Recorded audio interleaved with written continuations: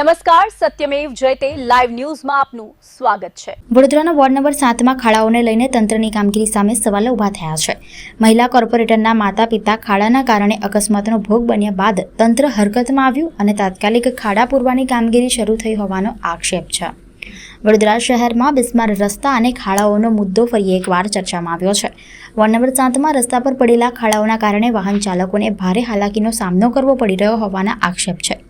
આ દરમિયાન મહિલા કોર્પોરેટર શ્વેતા ઉત્તેકરના માતા-પિતા ખાડાના કારણે અકસ્માતનો ભોગ બન્યા હોવાની ઘટના સામે આવી છે। આ ઘટનાની જાણ થતાં જ તંત્ર હરકતમાં આવ્યું અને રસ્તા પરના ખાડાઓ પૂરવાની કામગીરી શરૂ કરવામાં આવી હોવાનો આક્ષેપ કરવામાં આવ્યો છે।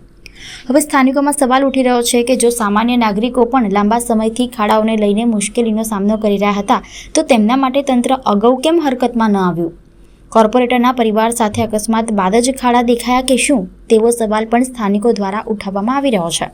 હાલ સમગ્ર મુદ્દે તંત્રની કામગીરી સામે લોકોમાં નારાજગી જોવા મળી રહી છે।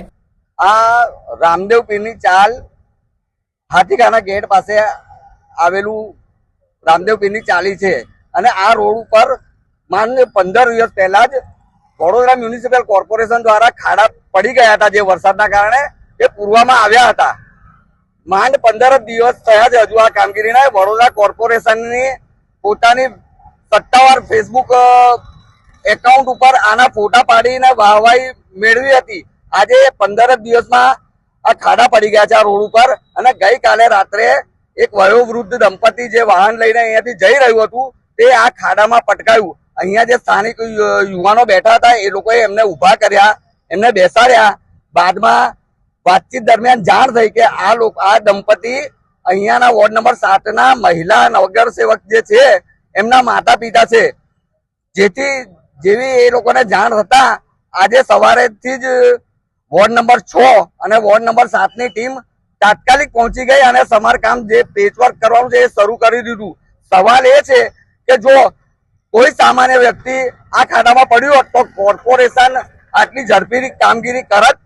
હમણાં તાજેતરમાં જેવા ઘણા બનાવો બન્યા છે કે જેમાં ખાડામાં પડવાથી કોઈને વાગ્યું છે, કોઈ પડ્યું છે, કોઈના હાથ પગ તૂટ્યા છે, અરે કેટલીક જગ્યાએ તો કોઈ મોત પણ થયું હોય એવા પણ કિસ્સા સામે આવેલા છે। તો શું કોર્પોરેશન કોઈ નેતાઓના મા બાપ પડી જાય, કોઈ એમના સગાવાલા પડી જાય તો જ ઝડપી કામગીરી કરવાની? કોઈ સામાન્ય માણસ ને પડે વાગે તો એ લોકોને આવવાનું જ નહીં? 10-15 દિવસ તો તમે વધારે કીધા।